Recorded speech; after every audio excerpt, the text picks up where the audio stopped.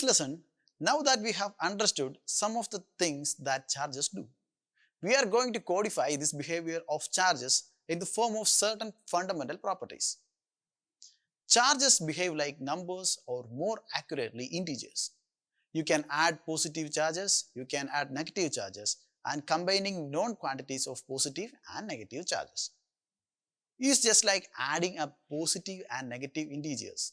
In other words, if an object or region has equal amounts of positive and negative charges all mixed together, their net effect is zero.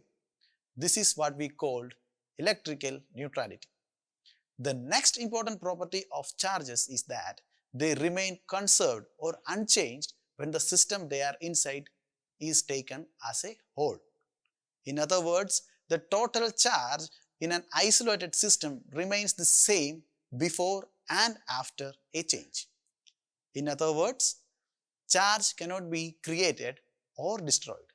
And the really interesting thing is that even if you destroy charges or create charges, this principle still holds.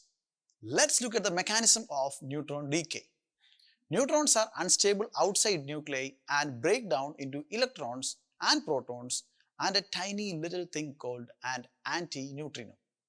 Notice that the addition of a proton's positive charge and electron's negative charge is equal to 0. So, if we consider the entire system as a whole, we are observing that the system remained neutral before and after the change. The quantization of charge is the last major property we will discuss. Consider water.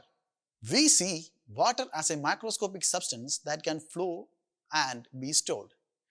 In day-to-day life, we don't see water as a collection of individual repeating chemical units because 1. They are very small, and 2. There are so many of them that it usually isn't very useful. So, we can describe any microscopic amount of charge as multiples of certain small amounts. Quantization of charge is the last major property we will discuss. Consider water. We see water as a microscopic substance that can flow and be stored. In day-to-day life, we don't see water as a collection of individual repeating chemical units because 1. They are very small, and 2. There are many of them and it usually isn't very useful. So, we can describe any microscopic amount of charge as multiples of certain small amount.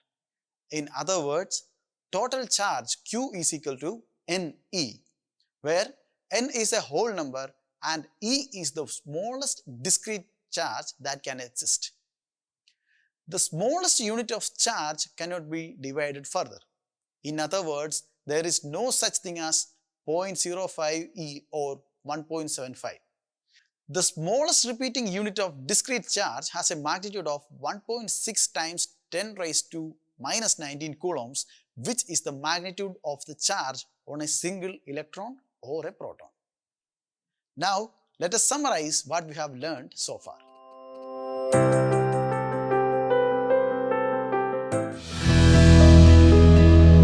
Manorama Horizon. Learning made simple.